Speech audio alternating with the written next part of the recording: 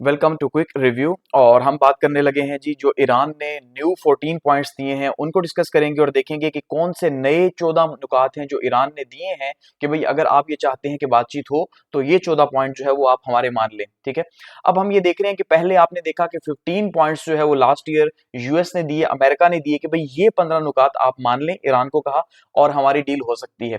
उसके अगेंस्ट में आपने देखा 10 पॉइंट्स जो हैं वो ईरान ने आगे से दिए। ठीक है, अब ये जो 15 पॉइंट्स थे ये भी ऐसी बातें थी मेजॉरिटी में जिनको एक्सेप्ट करना ईरान के लिए पॉसिबल नहीं था। वहीं पे जो 10 नुकात जो है वो ईरान ने आगे से दिए, काउंटर नुकात जो दिए वो भी बहुत ज्यादा मुश्किल थे और उनके ऊपर भी बातचीत करना बहुत ज्यादा मुश्किल था। ठीक है, तो अब एक बीच का रास्ता निकालने की कोशिश की गई है और ईरान ने जो है वो 14 पॉइंट दिए हैं। इनको हम डिस्कस करेंगे कि कौन से 14 पॉइंट्स हैं और क्या ये एक्सेप्टेबल हैं। क्या आपको लग रहा है कि ये पॉइंट्स जो है इनकी अकॉर्डिंगली डील हो सकेगी या नहीं हो सकेगी, इसको हम डिस्कस करेंगे। और सबसे इंपॉर्टेंट ये है कि भाई ये जो 14 नुकात हैं, इन 14 नुकात में ऐसी कौन सी टर्म्स हैं जिनसे ईरान जो है वो पीछे हटा है। ठीक है, या कुछ ऐसे पॉइंट्स हैं जो कि फिलहाल वहीं पे मौजूद हैं और वो डील को खराब कर सकते हैं। ईरान ने बेसिकली 30 डेज का जो है वो टाइम दिया है अमेरिका को कि भाई ये 30 दिन है, इस 30 दिनों के अंदर ये 14 नुकात हैं, इनके ऊपर आप फैसला करके बता दो आपको जंग रोकनी है या नहीं रोकनी। ठीक है, तो आप ये कह लें कि 30 डेज के अंदर अंदर ये सारे के सारे मामला उन्होंने देखने हैं। आगे बढ़ने से पहले वन पेपर के लिए अनाउंसमेंट कर दूं कि वन पेपर का हमारा फर्स्ट बैच जो है क्विक रिव्यू का स्टार्ट हो रहा है। इससे पहले आपको पता है सीएसएस या पीएमएस का हमारी जो है क्लासेस ऑलरेडी हो रही हैं। ठीक है, उसके बैचेस स्टार्ट हुए हुए हैं। तो ये फर्स्ट जो है वो फर्स्ट टाइम है कि जब वन पेपर का जो है बैच हम स्टार्ट करें, तो खास करके एफआईए के लिए जो स्टूडेंट्स जिन्होंने अभी अप्लाई किया हुआ है, जो ऑलमोस्ट जो है वो 6 लाख के करीब पहुंच चुके हैं जिन्होंने अप्लाई किया हुआ है। तो जैसे जैसे जो है वो आप देख रहे हैं कि जॉब्स सुकड़ती जा रही हैं, वैसे वैसे एप्लीकेंट्स जो है वो बढ़ते जा रहे हैं। तो ये काफी ज्यादा जो है प्रॉब्लमेटिक है, तो आप इसके लिए ज्वाइन कर सकते हैं। ठीक है, यहाँ पे डिटेल्स इसकी मौजूद हैं और आप व्हाट्सएप से जो है वो डिटेल्स मजीद भी ले सकते हैं। आगे बढ़ते हैं। अब सबसे पहले देखिए अभी फिलहाल कंडीशन क्या है, इस टाइम पे स्टेल मेड जो है वो है फिलहाल, यानी कि हालात जैसे हैं वैसे हैं, जूं के तूं आप ये कह लें। ठीक है, क्योंकि इस साइड पे अगर आप देखेंगे तो यूएस की नेवल ब्लॉकेज मौजूद है और नेवल ब्लॉकेज की वजह से आपने देखा कि कल जो है वो हालात खराब भी हुए हैं। और जो ईरान है उसने आपने देखा कि 5 जगहों पे यूएई के अंदर जो है वो अटैक करने की कोशिश की है, लेकिन यूएई ये कह रहा है कि हमने इंटरसेप्ट कर लिया और कोई नुकसान नहीं हो सका। फुजारा जो है उसकी ऑयल फील्ड को टारगेट करने की कोशिश की गई थी। तो बेसिकली अब हम देख रहे हैं कि हालात फिर से जो है वो क्रिटिकल होते जा रहे हैं मिडिल ईस्ट के अंदर, और मिडिल ईस्ट की पॉलिटिक्स जो है वो काफी ज्यादा क्रिटिकल हो रही है, क्योंकि अब यूएई जो है वो फुल टाइम इस टाइम पे यूएस का और इजराइल का जो है वो एलाई बन चुका है। इससे पहले भी को के एलाई थे, लेकिन शायद इस तरह खुल के जो है वो इनमें से कोई भी मुल्क नहीं था। जैसे सऊदीया भी अमेरिका का एलाई है, लेकिन ये फिर भी इतनी ज्यादा हार्ड लाइन नहीं ले रहा जितनी इस टाइम पे यूएई ले रहा है, क्योंकि यूएई ने देखें आयरन डोम इंस्टॉल करवा लिया किससे, इजराइल से, यानी जिसके साथ जंग लगी हुई है मुसलमानों की उसी से जो है वो रवाबित इस हद तक बढ़ा ली। इसका मतलब खुल के उसने ये अनाउंसमेंट कर दी कि भाई मैं अब ईरान को मारूंगा। समझ रहे हैं, यानी अब मैं जंग का हिस्सा हूं और अब यहां से भी जो है वो इजराइल टारगेट करेगा या अमेरिका टारगेट करेगा, यहां से टारगेट किया जाएगा, मल्टीपल साइड से टारगेट किया जाएगा। तो ये पहला जो है वो जीसीसी कंट्री है जो जिसने बाकायदा तौर पे आप ये कह लें कि अनाउंस कर दिया कि भाई अब जो है मेरी साइड से कोई गुंजाइश नहीं है।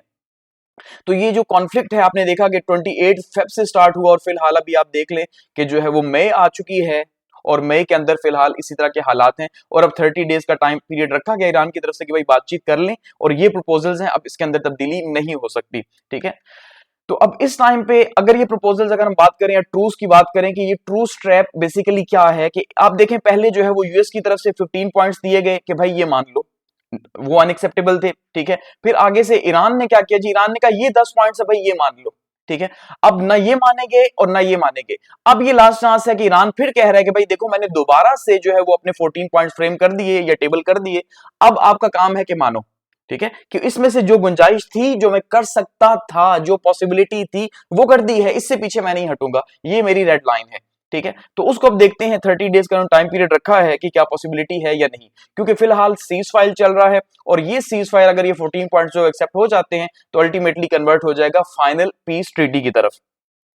अब सबसे पहले अगर इन पॉइंट्स को हम डिवाइड करें तो ईरान ने वेल बैलेंस बनाने की कोशिश की है। हर बार जैसे वो बैलेंस बनाता है कि भाई सिक्योरिटी को सामने रखा, इकोनॉमिक को सामने रखा, ठीक है, अपनी सोवरेनिटी को जो है वो सामने रखा, तो कुछ चीजों को उसने सामने रख के जो है वो एक प्लान बनाया है, जिसमें उसने फर्स्ट पिलर, अगर हम बात करें कि फर्स्ट पिलर के अंदर क्या रखा है, तो फर्स्ट पिलर में सबसे इंपॉर्टेंट चीज उसकी सिक्योरिटी है और डीमिलिटराइजेशन रिक्वायरमेंट्स है कि भाई सबसे पहली चीज क्या है कि मेरी सिक्योरिटी, मैं किन चीजों को समझता हूं और डीमिलिटराइजेशन यहां कैसे होगी।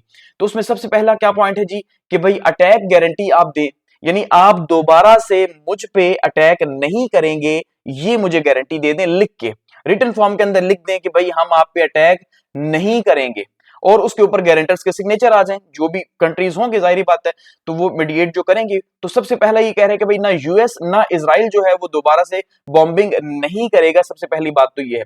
दूसरा पॉइंट क्या है जी, प्रोटेक्शन ऑफ एसेट्स, कि भाई जो मेरे एसेट्स हैं उनकी प्रोटेक्शन होगी, समझ रहे हैं, यानी जो मिलिट्री बेसिस और स्पेशली इसके अंदर न्यूक्लियर साइंटिस्ट को कहा गया है कि जब आप अटैक नहीं करेंगे इसका मतलब यह है कि आप फिर मेरे न्यूक्लियर जो साइंटिस्ट है या जो मेरे एसेट्स हैं, ठीक है, स्ट्रेटेजिक एसेट्स जो हैं उनको भी आप अटैक नहीं करेंगे। ऐसा नहीं है कि आप जो है वो मुसाद के थ्रू या सीआईए के थ्रू जो है वो ऑपरेशन कर करके उन्हें जो है वो एक एक करके किल करते नहीं, ऐसा नहीं होगा, असैसिनेशन नहीं होगी। थर्ड क्या है, अब देखें दोनों पॉइंट्स ऐसे हैं जो माने जा सकते हैं। थर्ड है यूएस विड्रॉल। अब यूएस विड्रॉल में कहा गया कि भाई यूएस जो नेवल या मिलिट्री फोर्सेस हैं जो इर्द गिर्द मौजूद हैं उनको विड्रॉ किया जाए यहां से। ऐसा नहीं है कि बातचीत भी हो जाए लेकिन यूएस जो नेवी है, ठीक है, या जो उसकी बाकी जो मिलिट्री है वो यहाँ पे मौजूद रहे, ऐसा नहीं होगा। अब यहाँ पे देखिए कुछ ईरान ने गुंजाइश निकाली है। अगर हम पिछले 10 पॉइंट्स की बात करें तो उसमें ईरान ने ये कहा था कि भाई ये जितना भी रीजन है यानी जीसीसी कंट्रीज हैं यहां से आप निकल जाएं, लेकिन यहां पे उसने जो है वो इस बात के ऊपर जो है पीछे हटा है, 2 कदम पीछे हट के कहा कि ठीक है भाई आप रीजन के अंदर है तो कोई इशू नहीं है, लेकिन एटलीस्ट ये जो नेवल ब्लॉकेज है या जो जहां पे मुझे आपने जो ब्लॉक किया हुआ है वो खत्म कर दो। तो इस पे भी बात हो सकती है।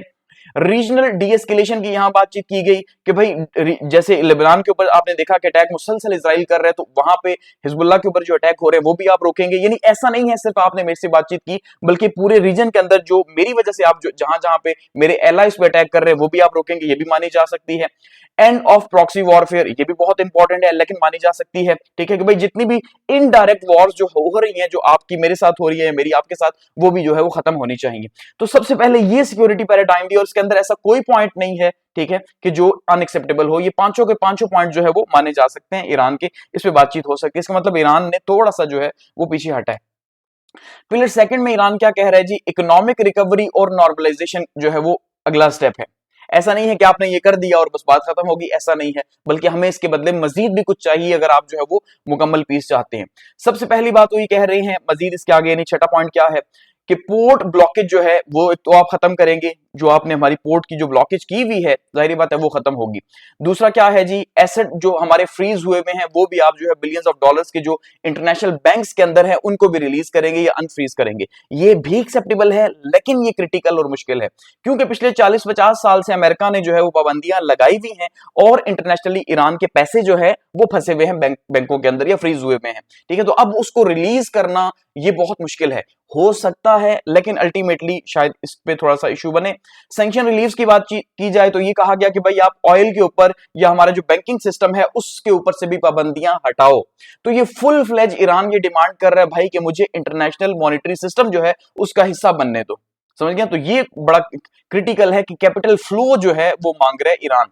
तो कैपिटल फ्लो क्या जैसे बाकी ममालिक का हो रहा है वैसे ही क्या ईरान का पॉसिबल होगा या नहीं होगा, ये क्रिटिकल है, ठीक है। कि सैंक्शंस के रिलीफ का मतलब ये है कि फिर तो ये भी बहुत मुश्किल है, क्योंकि जीसीसी कंट्रीज कभी नहीं चाहेंगे कि ये सैंक्शंस ऑयल एंड गैस की जो है वो इससे हटे। उसका रीजन ये है कि अब जैसे आपने देखा यूएई जो है वो ओपेक से हट गया, ठीक है, अब तो वो ज्यादा तेल पैदा करेगा, उसकी पैदावार को बढ़ाएगा। तो अब ऐसे में ये जो जीसीसी कंट्रीज हैं अगर इनका कंपटीशन ईरान के साथ होता है तो ईरान तो मजीद सस्ता देगा, समझ रहे हैं ना। जब ईरान मजीद सस्ता देगा तो फिर इन ममालिक के लिए जो है वो इनका आप ये कह लें कि जो अर्निंग है, जो इनका फायदा है वो कम हो जाएगा ऑयल का। तो ये भी बहुत मुश्किल है क्योंकि यहाँ जीसीसी कंट्रीज इश्यू कर सकते हैं, लेकिन पॉसिबल है। वॉर रिपर्टिशंस की बातचीत की जा रही है कि भाई जो जंग का नुकसान का मदावा है वो भी आपको करना पड़ेगा, ठीक है, ये भी मानी जा सकती है। मुश्किल है लेकिन जीसीसी कंट्रीज इसको भी एक्सेप्ट नहीं कर रहे कि भाई अगर आप जो है वो ब्लॉकेज लगाते हैं और वहां से हर जहाज से कहते हैं भाई निकालो भत्ता, ठीक है, टैक्स निकालो, तो अब क्वेश्चन ये है कि जंग तो आपसे कोई और मुल्क कर रहा है, आप हमसे किस लिए भत्ता लेंगे। ये भी क्वेश्चन ठीक है, वैलिड है। दूसरा ये वो कह रहे हैं कि भाई अगर आप बत्ता लेंगे तो हमारी प्राइसेस ऊपर चली जाएंगी ऑयल की, तो जब प्राइसेस ऊपर जाएंगी तो डिमांड कम हो जाएगी, तो ये प्रॉब्लम भी रहेगा, ठीक है, इसलिए ये भी मुश्किल है, लेकिन हो सकता है। इकोनॉमिक स्ट्रेटेजी जो है उसमें क्या है कि भाई हमें जो है वो हमारी करेंसी के ऊपर जो प्रेशर है, ठीक है, या इंपोर्ट्स के ऊपर जो आपने पाबंदी लगाई हुई है वो खत्म किया जाए, यानी हमें कंप्लीटली जो है वो एक सिस्टम के अंदर जो है वो दाखिल किया जाए। तो ये इकोनॉमिक जो है पॉइंट्स ईरान ने दिए हैं और ये एक्सेप्टेबल हैं। थर्ड पिलर जो है वो क्या है जी, थर्ड पिलर है जियो स्ट्रेटेजिक रेड लाइंस और सोवरेनिटी, कि भाई अब ये तो आप करोगे, सिक्योरिटी भी दोगे, सोवरेनिटी के हवाले से, इकोनॉमी के हवाले से भी उसने बात कर दी, लेकिन अब जिन चीजों पे कहा कि यहां से मैं पीछे नहीं हटूंगा, ये चीजें किस तरह रहेंगी, वो क्या है, जो मेरी सोवरेनिटी, मेरी हकमियत के लिए एक रियासत होने के नाते जो है मैं उसके ऊपर कंप्रोमाइज नहीं कर सकता। पीसफुल पर्पस के लिए कहा कि भाई मैं इस्तेमाल करूंगा यूरेनियम, ठीक है, सिविलियन और पीसफुल यूज जो है उसके लिए इनरिचमेंट होगी, यानी बात फिर वहीं से घूम फिर के वहीं पे आ गई कि वो एक पॉइंट जिसकी वजह से ये जंग शुरू हुई थी वहीं पे आके खड़ी हो गई कि भाई इनरिचमेंट तो करनी है, ठीक है। दूसरा क्या पॉइंट है जी, नेवल जो बैलेंस है वो भी रखूंगा, क्योंकि अमेरिका ये चाह रहा है, या जैसे आप देखें वो अनाउंसमेंट करता है भाई हमने तो ईरान की जो है ना कंप्लीट नेवी खत्म ही कर दी, अब वो रखेगा भी नहीं, तो वो कह रहे हैं ऐसा नहीं है, हम अपनी नेवी भी रखेंगे और स्ट्रेट ऑफ हॉर्मुज के जो है वो इर्द गिर्द हमारे ही नेवी का कंट्रोल रहेगा, तो ये हमारी डोमिनेंस इन वाटर्स के अंदर रहेगी। ये भी बहुत मुश्किल है लेकिन मानी जा सकती है, ठीक है। पहली जो है ये जो डिमांड है ये काफी मुश्किल है। उसके बाद कह रहे हैं जी हॉर्मुज की जो सिक्योरिटी का मैकेनिज्म है वो भी हमारे पास रहेगा, अब ये भी क्रिटिकल है, ठीक है, क्योंकि अगर इसके पास रहता है तो यूएस जो जंग कर रहा है वो तो फिर पर्पसलेस हो गई ना, ठीक है। तो अब ये कह रहे हैं कि हम इससे पीछे नहीं हटेंगे, हमें आप पे ट्रस्ट नहीं है, कल को हम सब कुछ दे दें और आप जो है वो स्टेट पे भी कब्जा कर लें, तो उसके बाद जो है हमारे पास जो एक ही चौक पॉइंट है तो वो भी अगर आपने छुड़वा लिया तो हमें क्या फायदा, तो ये बहुत मुश्किल है। न्यूक्लियर सुवरेनिटी की ईरान ने बात की है कि भाई न्यूक्लियर सुवरेनिटी क्या है, जो एनपीटी है, नॉन प्रोलिफरेशन ट्रीटी है, यानी हम एटम बम नहीं बनाएंगे, न्यूक्लियर वेपन्स नहीं बनाएंगे, ठीक है, न्यूक्स वो कह रहे हैं हम नहीं बनाएंगे, लेकिन हम उसे पीसफुल पर्पसेस के लिए एनपीटी के अंडर साइन करके उसे यूज करेंगे। अमेरिका को यह भी कबूल नहीं है, क्यों, क्योंकि इसके थ्रू भी वो बहुत कुछ बना सकता है।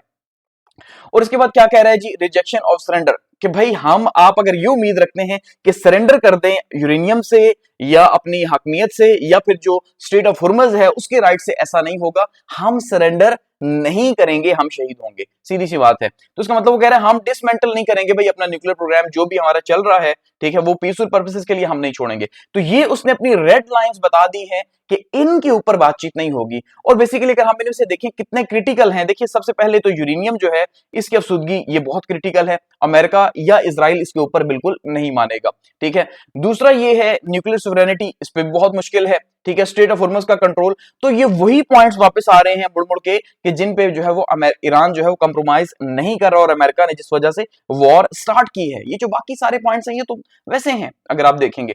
तो देखिए अब यूएस का मार्च प्लान क्या था कि उसने पहले 15 पॉइंट्स दिए, फिर 9 पॉइंट्स दिए, फिर उसके बाद ईरान ने 10 पॉइंट्स दे दिए, ठीक है, और अब जो है दोबारा से 14 पॉइंट्स ईरान दे चुका है और बात वहीं पे आके खड़ी होती है यूरेनियम के ऊपर और स्टेट ऑफ हॉर्मुज के कंट्रोल के ऊपर। तो जो न्यूक्लियर रेड लाइन है अगर हम इसकी बात करें तो ईरान इससे पीछे नहीं हट रहा। सबसे बड़ा प्रॉब्लम ये है, वो ये कह रहा है भाई हम जो है वो न्यूक्लियर वेपन्स नहीं बनाएंगे, लेकिन पीसफुल पर्पसेस के लिए जो हम यूज करेंगे उससे पीछे नहीं हटेंगे, ये हमारा राइट है, ठीक है। दूसरा स्टेट ऑफ हॉर्मुज का जो कंट्रोल है वो भी हम किसी सूरत में नहीं देंगे, तो ये भी क्रिटिकल पॉइंट है। और हिस्टोरिकल जो मिसट्रस्ट है, ठीक है, हिस्टोरिकल मिसट्रस्ट की भाई आपने मुआहिदा किया उसके बाद आपने अटैक कर दिया, मुआहिदा किया अटैक कर दिया, ये नहीं होगा। तो इसका मतलब ये है कि सबसे बड़ा प्रॉब्लम एक तो मिसट्रस्ट है, ईरान कभी भी इसके ऊपर ट्रस्ट नहीं करेगा कि भाई अमेरिका और यूएस के ऊपर, और करना भी नहीं चाहिए अल्टीमेटली। तो ये जीरो सम माइंडसेट है, यानी एक का फायदा एक का नुकसान, लेकिन एज ए होल सबका ही नुकसान हो रहा है। अब जैसे अगर आप देखिए स्ट्रेट ऑफ हॉर्मुज बंद है तो उसका नुकसान किसको हो रहा है, अमेरिका को तो हो रहा है, ईरान को भी हो रहा है साथ में, लेकिन पूरे के पूरे रीजन को भी, पूरी दुनिया को उसका नुकसान हो रहा है, तो ये क्रिटिकल है। और अब अमेरिका की अगर हम बात करें तो अमेरिका क्या कह रहा है जी, ट्रंप साहब कह रहे हैं हम इन 14 पॉइंट्स पे सोचेंगे और फिर जो है हम देखेंगे कि ये एक्सेप्टेबल है या नहीं है, ठीक है। तो फ्यूचर आउटलुक में क्या हो सकता है, या तो एक्सेप्ट हो सकते हैं या रिजेक्ट हो सकते हैं। एक्सेप्ट इस तरह से हो सकते हैं कि देखिए इस टाइम पे ऑयल के जो क्राइसिस हैं वो बढ़ते जा रहे हैं, अमेरिका के ऊपर प्रेशर है, और सबसे इंपॉर्टेंट चीज के 60 दिनों से ज्यादा अमेरिकन प्रेसिडेंट जो है वो वॉर नहीं लड़ सकता अगर उसे कांग्रेस की मंजूरी नहीं होगी। तो अब कांग्रेस से ट्रंप साहब को मंजूरी भी लेनी है इस वॉर को मजीद आगे बढ़ाने के लिए, क्योंकि 60 दिन उनके पूरे हो चुके हैं, तो अब ट्रंप साहब भी मजबूर हैं। ठीक है, तो शायद ये बंद हो जाए। लेकिन दूसरी साइड पे जिस वजह से वॉर स्टार्ट हुई थी, जो न्यूक्लियर जो अनरिजॉल्व इश्यूज हैं वो वहीं पे खड़े हैं, तो शायद वॉर खत्म ना भी हो। तो एट दी एंड हम ये कह सकते हैं कि अब जो है ड्यूरेबल पीस के लिए अगर ये 14 पॉइंट्स एक्सेप्ट कर लिए जाते हैं तो वॉर खत्म हो सकती है। लेकिन वही 2 से 3 पॉइंट्स जो हैं जो सबसे ज्यादा क्रिटिकल है, यूरेनियम है, स्ट्रेट ऑफ हुर्मुज है, उसका कंट्रोल जो है वो नहीं देना चाह रहे और मिसट्रस्ट है। तो क्या पॉसिबल होगी इनकी बातचीत या नहीं होगी, ये बहुत ज्यादा क्रिटिकल है। Thanks for watching.